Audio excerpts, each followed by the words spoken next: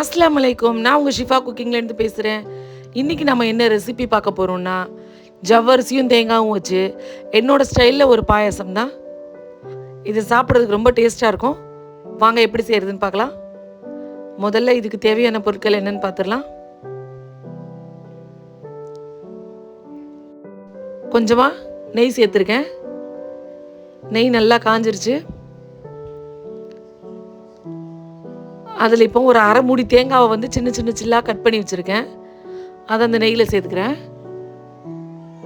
அதை நல்லா கொஞ்சம் வறுத்துக்கோங்க. ரொம்ப கோல்டன் ப்ரௌன்லேயும் ஆயிடக்கூடாது, ரொம்ப வெள்ளையாகவும் இருக்கக்கூடாது. கொஞ்சம் வறுத்து கலர் மாறி வரும்ல, பார்த்தீங்களா? இந்த ஸ்டேஜில் வெளியில் எடுத்துருங்க. இல்லைனா தேங்காய் ரொம்ப ரஃப் ஆயிரும். இது கரெக்டாக இருக்கும் இந்த ஸ்டேஜ். நம்ம வறுத்த தேங்காய் வெளியில் எடுத்துட்டேன் பார்த்துக்கோங்க. இப்போ அதே நெய்யில் நான் ஜவ்வரிசி வச்சுருக்கேன். அதாவது பெரிய ஜவ்வரிசி, மாவு ஜவ்வரிசி தான் வச்சுருக்கேன். அதை அந்த நெய்லேயே சேர்த்துக்கிறேன். இப்போ அடுப்பை லோ ஃப்ளேமில் வச்சு நல்லா இந்த ஜவ்வரிசியை நான் இப்போ வறுக்கிறேன். நல்லா ஒரு 2 நிமிஷம் லோ ஃப்ளேமில் வச்சு வருங்க. உங்களுக்கே தெரியும், வறுக்கும் போதே ஜவ்வரிசி நல்லா வறுத்த மாதிரி நல்லா லூஸ் ஆகி வரும். நெய்யில் போட்டோம்னா கொஞ்சம் சிக்கிற மாதிரி இருக்கும், அப்புறம் நல்லா லூஸாக வறுத்து வரும் பாருங்களேன். இந்த டைமில் நான் பால் வந்து காய்ச்சி ஆற வச்சுருக்கேன். நான் காய்ச்சி ஆற வச்ச பாலை இப்போ நான் இதில் சேர்த்துக்கிறேன். இப்போ வறுத்துருச்சு, கரெக்டாக இருக்கும். இப்போ நான் பால் சேர்க்குறேன் பாருங்கள்.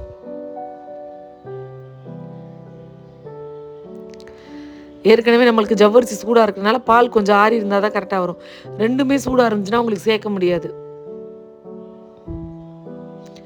இப்போ நான் பாலை சேர்த்துட்டேன். நல்லா கட்டி சேர்ந்துடாமல் ஜவ்வரிசியை உடச்சி விட்டுக்கோங்க.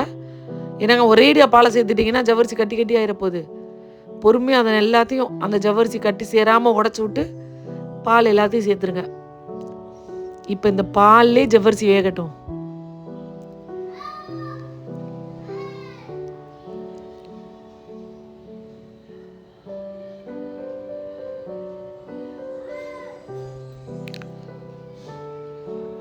பாருங்க, இப்போ ஜவ்வரிசி ஓரளவுக்கு வெந்துருச்சு.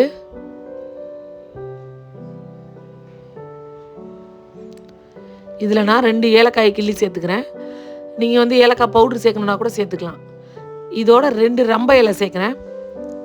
இந்த பாயசத்தில் இந்த ரம்ப இலையோட ஃப்ளேவர் வந்து ரொம்ப அட்டகாசமாக இருக்கும்.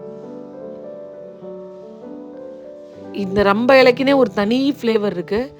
அதை சேர்த்து நீங்கள் ஸ்வீட் செஞ்சீங்கன்னா அந்த ஸ்வீட்டே ஒரு தனி டேஸ்ட்டாக இருக்கும். நீங்கள் ஒரு தடவை ட்ரை பண்ணி பாருங்கள் அந்த ரம்ப இலையை போட்டு. கண்டிப்பாக அடுத்தடுத்து அதே மாதிரி தான் பண்ணுவீங்க. அவ்வளோ ஃப்ளேவராக இருக்கும் அதில். அது ஒரு டிஃப்ரெண்ட் ஃப்ளேவராக இருக்கும். இப்போ என்னோடய பால் ரொம்ப திக்காகிக்கிட்டே வருது. கொஞ்சம் தண்ணி சேர்த்துக்கிறேன். ஏன்னா ஜவ்வரிசி வேக வேக பால் இன்னும் ரொம்ப திக்காயிருச்சு.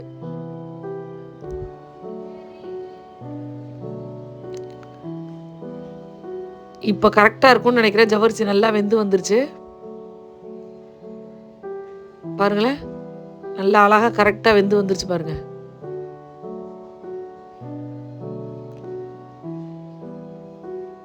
இப்போ நான் இதில் சர்க்கரை சேர்த்துறேன். ஏன்னா நல்லா ஜவ்வரிசி வெந்ததுக்கப்புறம் சர்க்கரையை சேர்த்துக்கோங்க.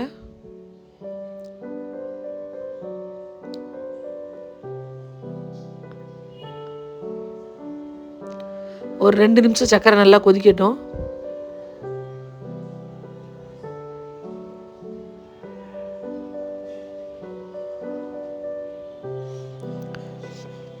எப்பவும் ஒரே மாதிரி பாயசம் பண்ணாமல் இந்த மாதிரி டிஃப்ரெண்ட்டாக பண்ணினீங்கன்னா பாயசத்துலேயும் கொஞ்சம் வெரைட்டியாக இருக்குன்னு பசங்க டிஃப்ரெண்ட்டாக இருக்குன்னு சாப்பிடுவாங்க. எப்பவும் ஒரே மாதிரி சேமியா பாயசம் பண்ணாமல் இந்த மாதிரியும் பண்ணி பாருங்கள். இப்போது நம்ம வறுத்து வச்சுருக்க தேங்காய் சில்லை இதில் நான் சேர்த்துறேன். அதோட ஒன்றா ஒரு சிட்டிகை அளவுக்கு உப்பு சேர்க்குறேன். உப்பு சேர்த்தா தான் உங்களோட பாயாசத்தோட டேஸ்ட் வந்து நல்லா ஸ்வீட் வந்து நல்லா ஹைலைட்டாக தூக்கி காமிக்கும். தேங்காய் சில் சேர்த்தாச்சு, உப்பு சேர்த்தாச்சு, எல்லாத்தையும் இப்போ சேர்த்தாச்சு. ஃபைனலாக கடைசியாக இதுக்கு எக்ஸ்ட்ரா டேஸ்ட் சேர்க்குற மாதிரி ஒரு 1/4 கப் மில்க் மேட் சேர்த்துக்கிறேன். மில்க் மேடை கடைசியாக சேருங்க. மில்க் மேட் சேர்த்து எல்லாத்தையும் நல்லா மிக்ஸ் பண்ணி விட்டு ஒரு கொதி கொதிச்சா போதும். ஒரு சூப்பர் அண்ட் டேஸ்டியான பாயசம் ரெடி. இதை நீங்கள் குடிக்கும் போது நல்ல ஒரு சாஃப்டான பால் டேஸ்ட்டில் ஒரு ஜவ்வரிசியும் கூட கொஞ்சம் க்ரன்ச்சியாக ஒரு தேங்காய் சில்லும் கிடைக்கும் போது இது ஒரு டிஃப்ரெண்ட் டேஸ்ட்டாக இருக்கும். ட்ரை பண்ணி பாருங்கள். இதுக்கு வந்து முந்திரி பாதாம் எதுவும் தேவையில்லை. ஜவ்வரிசியும் தேங்காயும் இருந்தால் போதும், ஒரு சூப்பரான பாயசம் பண்ணிடலாம். நீங்களும் உங்கள் வீட்டில் இதே மாதிரி பண்ணி பாருங்கள். செஞ்சு பார்த்துட்டு எப்படி இருந்துச்சுன்னு கமெண்டில் சொல்லுங்கள். என்னோட இந்த ரெசிபி உங்களுக்கு பிடிச்சிருந்துச்சுன்னா என்னோட சேனலை லைக் பண்ணுங்கள், ஷேர் பண்ணுங்கள், சப்ஸ்கிரைப் பண்ணுங்கள். மறந்துடாமல் பெல் ஐக்கானை கிளிக் பண்ணுங்கள். அப்போ தான் நான் போடுற புது புது வீடியோஸ்லாம் உங்களுக்கு நோட்டிஃபிகேஷனில் வரும். சூப்பர். சப்ஸ்கிரைப் பண்ணுங்க. தேங்க்யூ.